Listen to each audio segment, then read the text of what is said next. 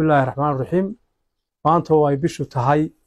23 bishii la tobnaad maalin sabti ah waxaanu shir degdeg ah isugu nimi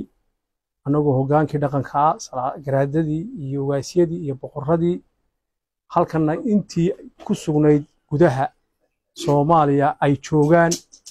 inta maqan oo uu ka mid yahay garaad maxamed garaad abshir garaad mukhtaar cali واس عبد الله واس محمود واس عبد الله سلطان مصطفى أنو خدك تلافك مدة 5 ساعات أنو حاول تلك رقرقيني 3 ساعات مسير كأمد رير SSC وحاول نغنيه يوسيد بوتلان SSC كلا نغنيه 3 دير كبعدي أيامها أنه حال السعودية هذا البضن Soomaalidu waxay ku maamaadaa ragmaankoodu waa madaxyaafkood haddii aad maqasheen hore u maqasheen iyadoo qof waliba sida uu arka uu ku talinayay maanta taladan waa tii ugu dambeysay wey inaan xaro maqal buu yiri nin walba liq wixii calooshaada ku jiray arrinkan maamulka SSC uma yaalo hogaanka dhaqanka ayaa waxa weeye taladan u taalay maadaama iyagu ay soo xuli jireen way maamulka SSC uu ka dambeeyay maamulka Puntland institution kuna dhigi maayo in maamul la hadlo inta waanu garaneynay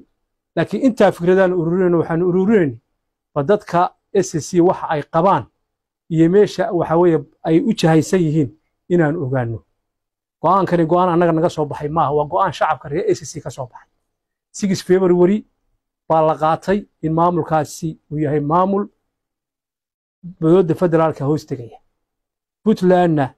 waxa weeye waa maamul aanu ognahay oo waxa weeye tolkaya ah marka waxaanu maanta cadeynaynaa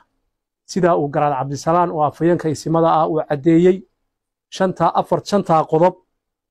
inaanu isku raacsanahay cidina aan loo xulayn Puntland cidina aanay tegayn cidina waxa weeye hadii waxa weeye ay tagtana aan la isku raacsanayn waa 5 qodob weey nin waliba halliqo maamulka SSC-na shacabkiisa waxaanu leenahay rabitaankiina baa lagu shaqeynaya sida dalkiina iyo dadkiina u difaacan lahaydeen baladka doonaya oo aad isu garab istaagi lahaydeen oo waxa weeye nidaamkiina iyo taladiin waxa weeye ay u sii adkaan lahayd Puntlandna wax allaale wixii tala ah iyo wixii tolliima ah iyo wixii hadal ah iyo wax allaale wixii garabsho ah intaba diyaar baan u nahay waxyaalo fara badan oo noo yaalana waa jiraan taanu maanta cadeyno waa tii 17 laakiin wixii kale tolliima aha